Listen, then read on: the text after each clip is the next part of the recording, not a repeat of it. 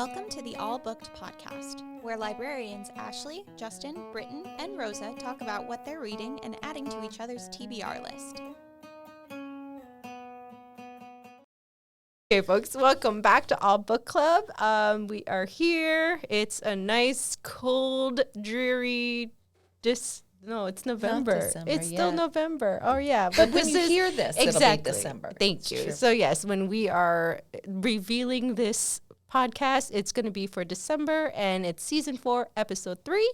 And Brittin is going to kick us off, as always. I think you mean when the podcast drops, When right? the podcast I mean, let's drops. get the lingo. All right. Sorry, my bad. I have no idea if that's even the right thing. We'll go by you. It's all good. Okay, so my first book, Their Vicious Games. Ooh. So this one is really good.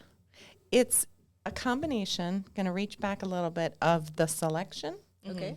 and The Hunger Games. All right. So Two is very unlikely pairs. very different, but you got a kind of final girl, Okay. right? All right. Standing sort of a feel there. Okay. So Adina Walker lives in a town that is semi-ruled by the local rich elite Remington family. They donated all the money that funds the Edgewater private school that she attends. She is a scholarship student. She's had to overcome being one of the very few black students, as well as being poor, and in her description, I would say. And she's managed to do this very well until spring of her senior year. She got her early acceptance to Yale. Her life is set. But her longtime friend, recent rival enemy, a Queen Bee Esme, they get into an argument, and it gets physical, and Esme is one of the rich and powerful, and the next thing you know, Adina is lucky to not be expelled. All of her acceptances are rescinded. Wow. So, but luckily, the Remingtons have an annual event called The Finish, and the girl who wins the finish is given all the support, the favoritism, the finance, the strings being pulled of the Remington family. Mm-hmm. So Adina, sets her sights on getting invited to this. She gets there, but the finish is not really what you thought it was going to be, especially if it happens to be the year where one of the Remington young men, are turning 18. Because if they're turning 18, the winner of the finish is his wife. Oh, great. So disclaimer. Gotta read the fine that print. wasn't in the fine print. There's no fine print. Wow. So it's essentially 12-ish, I think it's 12 women, young women, who are pitted against each other in these, exactly like the Hunger Games. right? Yeah. But they all live together at the palace, like The Selection, and they're vying for being the final one standing, and therefore the future Mrs. Pierce Remington. Oh, the Remingtons, their kids are all named Pierce, so they go by 3rd and 4. Oh, and, my. yeah. Oh, my. So kind of, yeah. But it is really well written. It is graphic, I will say. If you're not into violence, there's violence. There's backstabbing and all of that stuff. But what I thought was really good, she's got some strong statements about classism and racism. And you have to suspend your disbelief a little bit because, I mean, really, 12 girls are just 11 are going to go missing, and Nobody's going to blink an eye. The point she's trying to make is the rich and powerful, anything goes. Right. They can get away with whatever they want. They invite some people to one of the final events, including like the governor of the state who's there knowing full well what's going to happen. Oh, wow. So very cool, very well done. Very it's her violent debut version of The very Bachelor. violent. Yeah. Jeez. Exactly. Yeah. Is it just me, or are more teenagers in YA getting married more and more? Oh my gosh, yeah. It's definitely like is. legit married, not like a fake relationship. Even Right. they're all going to the altar, Yeah. like Yeah. at 16, 18. Yeah, it's a little young. A little Little. young, to say the Little. least. Yeah. Yeah. So I would definitely recommend this. I think that somebody compared it to Battle Royale, which I got to be honest, I didn't see Battle Royale, so I don't know it. Love that movie. It's clever, you know. Yeah. It's got some really good characters that you come to care for. Even some of the villains, we were talking about origin stories. You get to know a little bit more. Two of the girls who are also in the finish are that Queen Bee, Esme. Okay. And actually there's 3 girls who are from Edgewater Academy. So they already have a history, but then you learn some about some of the new contestants, if you will. So yeah, definitely liked it. Interesting. Okay. Definitely give that a thumbs up. And then Allie Hazelwood's new Check and Mate. I know you guys aren't really big rom-com I fans. love a good rom-com. So, well, she's written Love Theoretically, Love on the Brain, The Love Hypothesis. She's definitely made a name for herself in adult rom-com. This is her first YA. And to be fair, it's probably new adult-ish. Okay. They're college age, I think. For all the listeners out there, there is this new demographic that young adult authors are reaching out for. It's called the New adult. New adult. Right. Not just Like college age or just out of college. Right. And I think it has really good crossover appeal because there are a lot of people who are younger who want to read about that upcoming stage in their life, and there are a lot of people who are older who don't mind revisiting a very fun time. Right. No. So, and I do think this one will appeal to both ends. I'm sure her adult readers will be wanting to read this. It definitely doesn't feel like a young adult novel. It just happens to have 2 teens as the primary protagonist. So, Mallory, I almost forgot her name for a minute, was a chess prodigy, just like her father. She's not anymore. Something happened. We're not privy to exactly what it is, but she no longer even wants to think about chess, and her father's estranged from the family, so something's in there. But she's desperate for money. She's supporting the family because her mom has a chronic illness and is not really able to, and she feels like she's the reason why their dad's no longer there. Oh, wow. So she, as a favor to a friend, agrees to be a 4th team member in a charity chess tournament.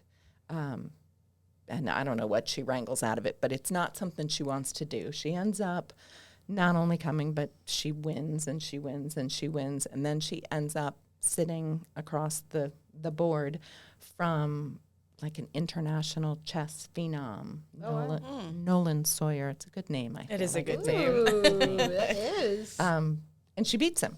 Wow. And she doesn't know how she does it, and he doesn't know how, and she's just like, oh, I'm out, you know. But Never playing again. exactly. I was not going to play this game. But then the next day there's somebody knocking on her door because she just beat like an unbeatable superstar. Yeah. This woman wants to give her a fellowship where she can play chess and study chess for a living. And it's a lot more money than she's currently making, especially because she just got fired from her job, you know. That she's making money. Yeah. So she agrees to do it, but just for the money, just for 1 year. Okay. And, of course, you know, she starts falling in love with the game again. You learn a lot about chess, which I found pretty interesting. I don't know how to play chess, so all this stuff I know I one thought, move. well, I thought, you know, they're talking about like the Danish gambit or something. Yeah. Forgive me if I'm mislabeling it. To all our chess listeners. I watched the Queen's Gambit. So I'm like kind of an expert. But, you know, you learn about grandmasters. You learn that there aren't women in the upper echelons of the chess world. really. And those women who are very good tend to stick to the women-only tournament. She runs into a lot of misogynist pigs, to say, you know, the least. And it kind of adds fuel to the fire, and then she learns what you can win if you're winning some of these chess tournaments. And on the side, as all of this is happening, Nolan Sawyer got beaten by some unknown girl, and now he's fully intrigued by her. Wants to play her again, wants to know her story, wants to date her, et cetera, et Get cetera. in her head. Just needs it.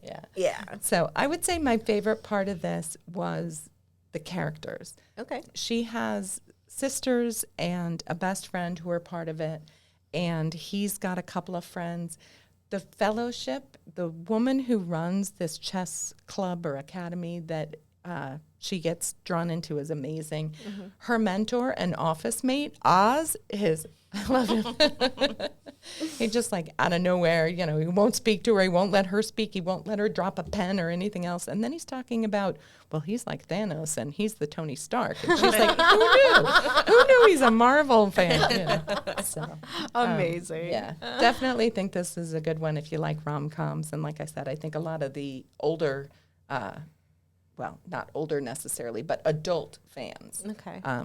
will like this one. All right. Very nice. Thank you, Britt. Of course. Hoping you can chime in on mine because Yes. I believe you read it as well. So I read The Impossible Escape by Steve Sheinkin, and I'm a fangirl of Steve. Yeah. Steve and I feel like anytime We're on a Steve... first name basis. Yeah, exactly. Anytime Steve comes up with something, I got to read it. You're like Steve. I'm like, Steve, give it to me first. Yeah.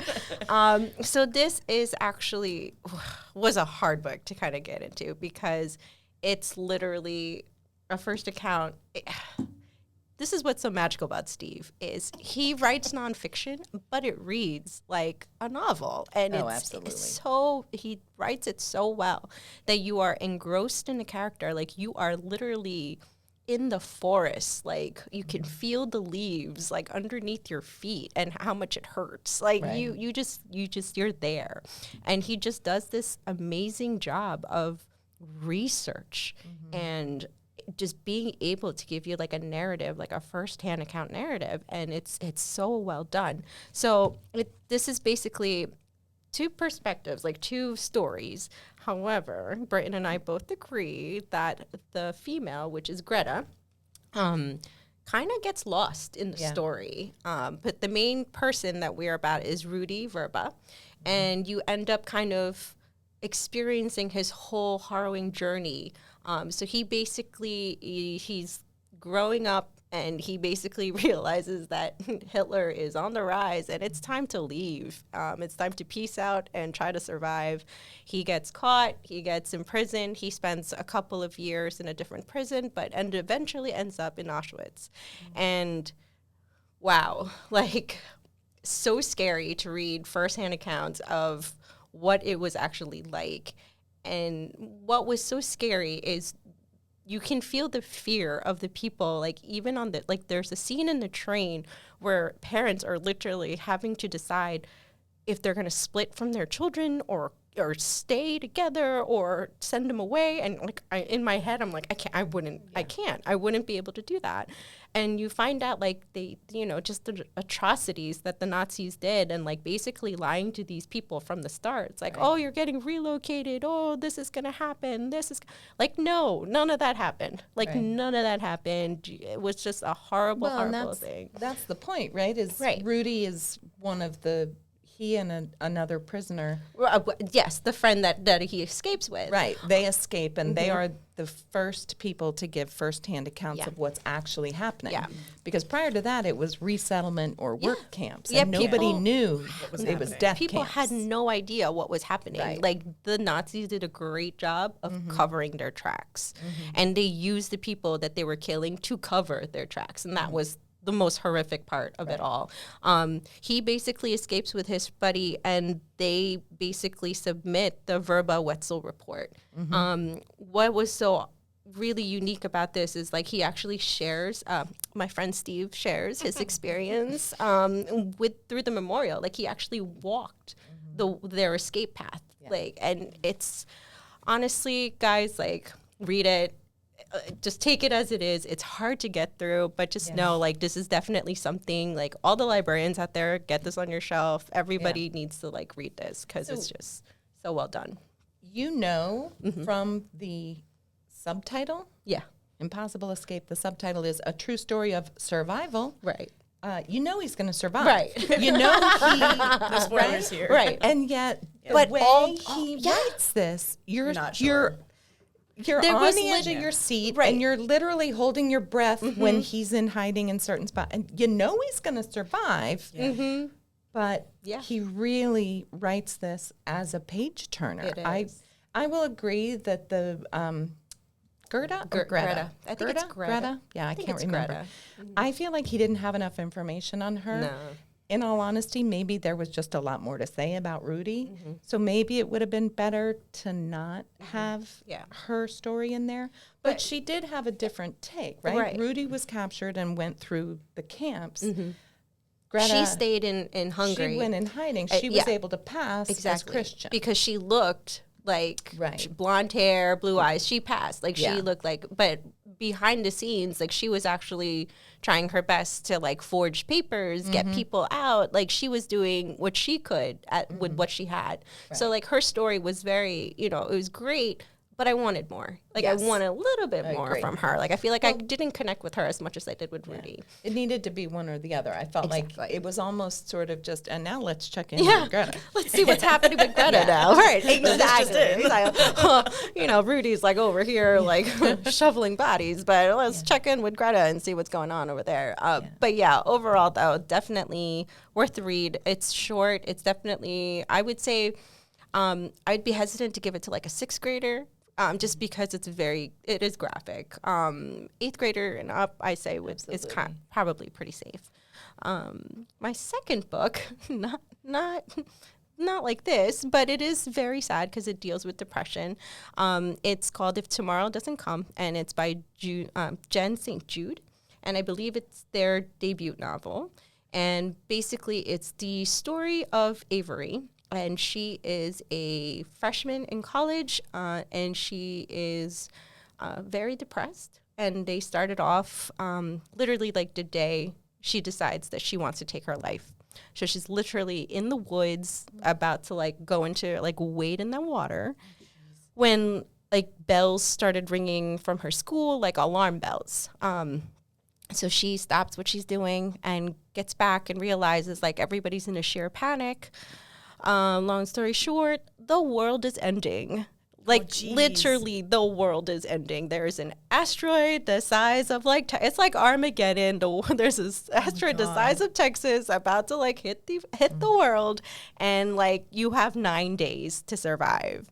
So she is trying to get home. She's panicking. She's trying to get to her best friend.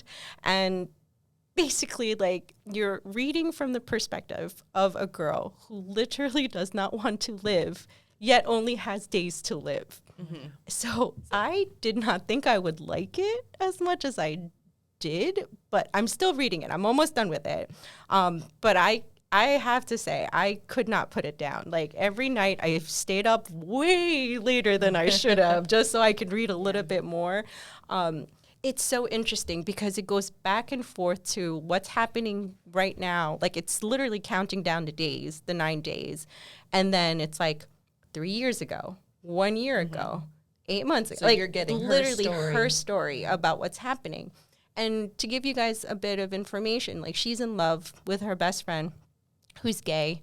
But she is an Irish Catholic girl whose parents are really, really just, deep seated in their faith. Like, they left Ireland because their sister died, and the mother's sister died, not Avery's. And she just basically, they like upped and left because like they just couldn't handle the scandal of the suicide. And it's just, you get so involved in her story, you want to just learn and like see what is gonna happen, like how, like, and she is like terrified that like her roommate is gonna tell her parents like what she was about to do, and that like she wants to tell her best friend that she's in love with her, but like she doesn't know how. Like, is it worth it? Is it worth ruining the friendship in 9 days? Like, what? Like, it's so chock full of emotions. Like, I kind of felt myself getting teary-eyed at some parts because she's dealing with a lot. And what is so unique about depression is, like, if you've ever, like, felt any sort of depression, baby blues, anything like that, you just feel so isolated, so alone in your sadness and in your pain that like no matter what anybody says, it doesn't. Like nothing can help. And that's how it gets you, like, which is so well done in this book. Hopefully I will finish it soon because it's due. And I have to I've got a hold on it too. So I have to return it. But so far, I definitely would recommend it. Definitely for older readers, I would say maybe even 9th grade and up, just because it's dealing with a lot of very sensitive topics and issues such as that. Don't you just want to skip to the end to I see? do. Like, how's I do. Is anybody I trying swear, to stop the if- asteroid? Well, yeah. They're trying to blow it out of the sky or something? They are trying Are we going to get a happy ending? I don't know. I'll let you know. But they are trying to figure it out. There are scientists, like you get little snippets of like, you know, the news of what's going on around the world. Like it's exactly how you would imagine what the world would be like abandoned homes, like people just looting and going crazy in the big cities. So again, you know, it's funny that you mentioned isolation and that she felt that she like was alone in this, and then she finds out that everybody's the same things happening to everybody. Right. So, and like her whole family's so convinced that they're gonna survive this. They're gonna hunker and live in their basement and survive this asteroid because they're far enough away that it might, you know, they might just get the backlash, but like who knows? Like yeah, it's intense. Like the countdown to the chapters, you're just like, oh man, I need to know. This is why I don't sleep.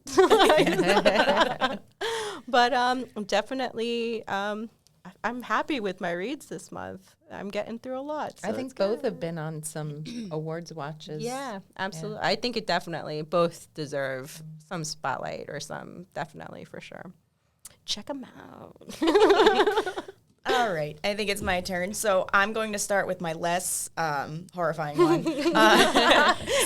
Ashley, you never disappoint. No, not non-horrifying, but less horrifying. Less horrifying. Yeah. Well, this is just interesting, but I would say, so this is a graphic novel. It's called The Faint of Heart by Kerilynn Wilson. This is a very interesting take on a dystopian type future. First of all, it's a graphic novel. The illustrations are amazing. I absolutely love them. Very limited muted colors, except for the main character, June, who wears a yellow jacket.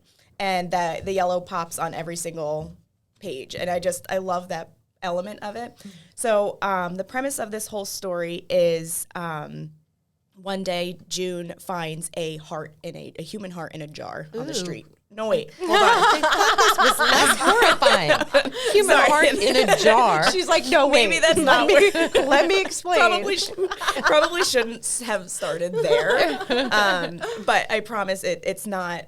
So we're in this world, essentially. There's a scientist who created a procedure that you can remove your heart and then remove all bad feelings. You never feel sadness. You never feel anger. You never feel. But the bad thing is you don't feel anything. Right. You just kind of become a shell of a human. So June here decided to keep her heart. Okay. Everybody around her did not. All of their hearts are in these jars. No wonder they're not in color. I really like that. Yes. So everybody's in black and white. And then she meets her friend, who I'm blanking on his name now. But you see, he, as the story goes on, he starts to change colors because he starts to feel again. So something happens. He's going through this issue where even though his heart was removed, he's starting to feel again. So he feels sadness. And then he starts to realize, like, oh, so it's not a cure-all. So I still have feelings even though I don't have my heart. So what this procedure didn't fix me. So now, she is June is in this position where she's losing her best friends, her family. No one recognizes her, barely. So she has all these flashbacks to when her and her sister were younger, and they would have similar interests and stuff like that. And when June goes to spend time with her, she's like, I don't feel like doing that. And she's literally just sitting at her desk, staring at the wall. So all of these people, a lobotomy. Yeah. Oh my. So all of these people are she takes on this mission to find the scientist who developed the procedure to undo the procedure and see if this heart can be put back in her friend who's starting to feel again or her sister. So she has to decide who does the heart go to and where is the scientist who can make this happen and why did the scientist do it in the first place.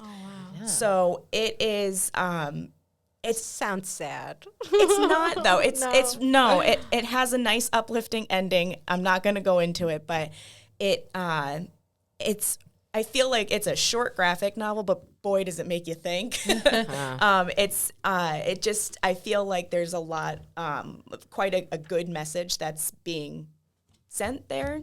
That like maybe there's a reason that you're feeling the feelings that you have, and you know that you don't have to, kind of like yours, like you don't have to go through it alone. Yeah. And if anything, having all of those feelings and being by yourself is so much more isolating. Feelings are supposed to be shared. So, and I think that's what June is, her whole character is like, we have to kind of share these emotions and fix the world. So it's a beautiful story. Again, the illustrations just do such a good job of conveying that emotion too. I definitely recommend it. It's a short read, but it was great. And I think it's getting a lot of praise, mostly for the illustrations, but the story too is really good. Cool. Reminds me of The Giver. Yes. Yeah. Yeah. Even the Very color, much. Yep. Yeah. right? Very, very similar. In that, like, no emotion, no, you know, one person's kind of harboring the feelings of the entire Right. town. Yeah. She's a female Jonas, I guess. Oh, Jonas. It's a good book too. The Giver's always a good one. So good. All right, and so then my next one. So we thought Hearts and Jars were jarring. This is way worse. Hard pass.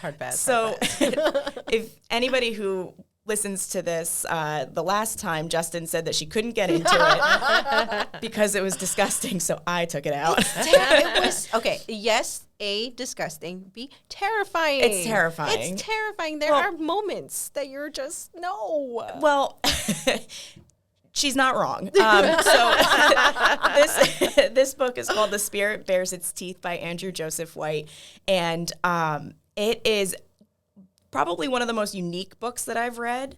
So this is the story of Belle, who is Belle is actually Silas. Yes. So in this world, women who have violet eyes are revered as like prized possessions. So in this world in particular, to be transgender is really terrible because there's such an expectation of women, and if you are not a woman in your head, it's even more scary that you have to go through if this. You have the feature of Right. the purple eyes, yeah. So, violet eyes. So Silas has very beautiful violet eyes, and from the very beginning, he wants to basically be who he is on the inside and dresses as a boy to pass and get his seal. What the seal is it basically lets you be a man and do whatever it is you want to do with your life. So what Silas wants to do is be a surgeon. So he feels like if he gets his seal, he can just abandon his family, everything, and go off and live h's life the way he wants to live and be a surgeon.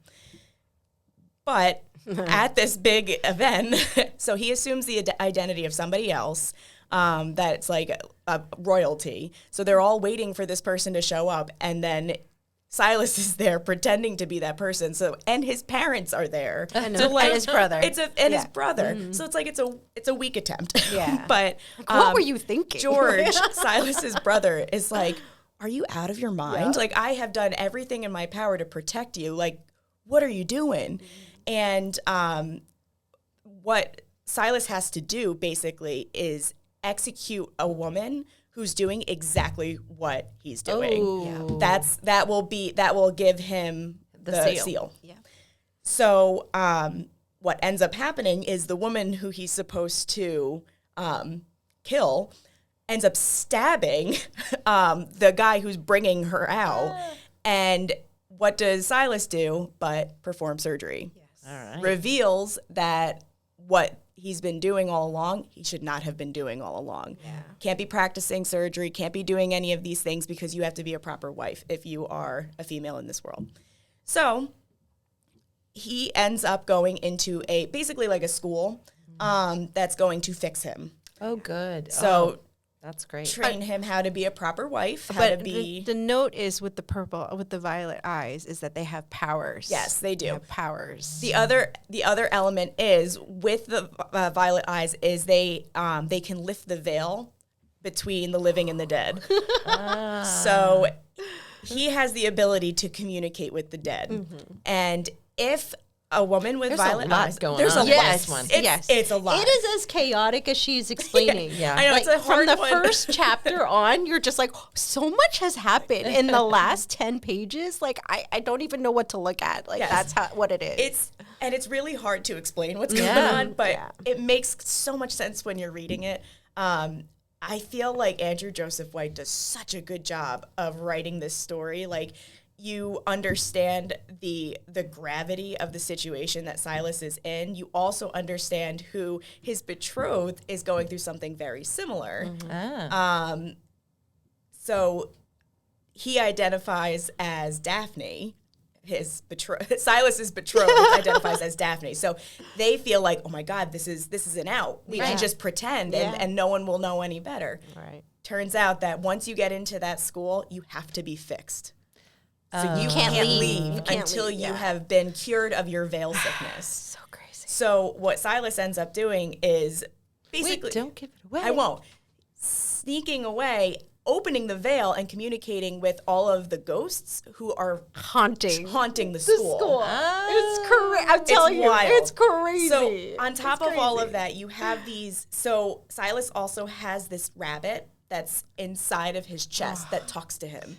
And that it's basically his like self-conscious. His conscious is just constantly like, you know, don't do that. Oh, maybe you should do that. And he's like, I had to push the rabbit down. I have to push the rabbit down. So you're like, there's a rabbit? Like, what the heck is going on? And then also there are these pages that are, this is the part that Justin made her return the book. Yeah. The pages that are in black are from the perspective of somebody who is being performed on in surgery. So it's very graphic, very detailed, very Can gory. you just skip those? No, you can't. You can't. And as I was saying before we started recording, that you're reading along, the story's really great, and then like a line is thrown in there. You're like, oh God, like was that necessary? Right. But I think it works because it reminds you who Silas is. Right. That he's not this who they expect him to be. He's not this like prim and proper housewife. He's a surgeon. He's, you know, he's trapped in his own body kind of. And so it's similar to the person that's also trapped on the table Right. that can literally feel everything that's happening to their body. right. So he It's a great creates parallel. these parallels. It's a great parallel. that they're graphic and they're gory, but they are they make a statement. Yeah, listen, I'm not knocking the book. I'm sure it's fantastic. It's great. From what I You read need of it, a I just strong couldn't. stomach. I just couldn't get through it. It's one of my worst fears unlocked. Like, no, thank you. You need a strong stomach, but it's fantastic so far. Did anybody read the Hell Followed With Us? No, I did not. no. I think, but that's more realistic fiction, right? I feel like this is more Paranormal, fantasy. Yeah. I don't know. I haven't read it myself. 'Cause I this feel takes- like it was fantasy too. This Okay. takes place But I don't know. in like Victoria. the Victorian England, Right. as obviously like a fantasy version of it, but there's obviously a lot of fantasy elements Right. to it. But I had not read Hell Followed With Us, but this book is getting a ton of It attention. is, yeah. So As did Hell Yeah. Followed Yeah. With Us. so it's definitely unique. it's very He unique. definitely has a unique voice, which is what, I think you can sell it to a kid who's like really into that kind of stuff. yeah. Older kid. Definitely. older. Oh my God. They Talk need about to new be in adult. college. They need to have seen I some stuff. would 100% not hand this to a middle schooler or even a young high schooler. This is definitely a new adult, That's I think. That's a tough one to get through. Yeah. I mean, I'm an adult and I couldn't get through it. It's a lot, but it's great. I'm really enjoying it. So Cool. that's mine. All right, so mine, the first one I'm going to do is Her Radiant Curse by Elizabeth Lim. So Elizabeth Lim is like Yeah. the Steve to you. Yeah, Like, I know. You're a fan. You're a fan. I will like read anything she does because she does such really beautiful work. Like, and she's also expanding on like YA like as a sort of diverse platform. So Her Radiant Curse is actually a prequel to her duology, Six Crimson Cranes. You know what? I was just going to ask you. Is it part of the whole series? Yeah, it's a prequel, but you don't have to read it. It is nice to see like the Easter eggs, but it's not. You don't need to read that. It's like a prerequisite. It is about the so Six Crimson Cranes is an East Asian take on the Six Swans fairy tale. Love it. So Her Radiant Curse is about the origin story of the stepmother in Six Crimson Cranes, and this one is like it's definitely its own like story, and I'm glad it like stands on its own because it's really like it's pretty magical and weirdly like tragic. It starts off very tragic because the main character, Chinari, is 4 years old, and it opens with her mother like giving birth, and her mother. It's a very difficult birth, but then as soon as her baby sister comes out, everyone is like amazed. This kid is literally glowing. And she's like the most beautiful baby anyone's ever laid their eyes on. Like, she's just that amazing that like, however, her mom starts dying. So her father picks up Chinari, main character, who's only a 4-year-old, brings her to the forest as a sacrifice. Oh my God. Oh my god. Oh my God. I think I'll skip this So, one. yeah, no thanks. That's an origin story. Yeah. I mean, Wow. Okay. Yeah. Wow. So he leaves her in the forest as an offering to the demon tigress. Okay. But before the tigress comes upon her, the Serpent King finds her and tells her, don't look at the tigress in the eyes. And so the tigress comes in, they have an altercation, Serpent King dies, but gives her some venom, like the 4-year-old. And just as the Serpent King is dying, the tigress curses Chinari to have a face like a snake. oh man. So she Poor Chinari. Yeah. Jeez. She was just there. She was coming at her from all angles. She wasn't even wanting to be there. Holy shnikes. Yeah. And then so her father the next day is like, oh, I feel guilty. It's Maybe I a shouldn't little have done late. that. Took a whole day. Wow. May have Yeah. been a little hasty in that Oh my decision. God. So he goes back to the forest, tries to find her. He finds her with a snake face. and he's like, I don't want to bring you home, but my wife's been asking for you. Oh my God. So he brings her home very reluctantly. She finds her mother on her deathbed. Her mom's like, oh, What? pretending like she's Yeah. not seeing anything. Oh Like, my no, you're normal. gosh. Yeah, just make sure you take care of your little sister, okay? And then she Who is dies. like so beautiful. Like, yeah, the most beautiful person on earth. wow. Oh no. Yeah, so her mom dies, and basically Chinari grows up abused by her dad, who's like afraid of This guy's a her. real piece of work. So, Y'all need to read a little bit more Yeah. of the light Yeah. fluffy Yeah. stuff here. yeah. Oh my gosh. Yeah, so she grows up. She's bullied by the whole village because she has a snake face. The only person who loves her is her sister. But the thing is, she does get swept up in like everybody just fawning over her. Like their father's like trying to sell her off as like a marriage, like to like the most advantageous marriage. Stepmother is kind of neglecting Chinari, so she basically like prefers the forest. She makes friends. She also has like this ability to communicate with snakes. She has a snake best friend. All the snakes in the forest are like her little family. And when she becomes 18, Vanna, I believe, is 16, her little sister, and she is going to need to pick her husband. Oh wow. Like I said, like everyone's getting married, like really young. Yeah.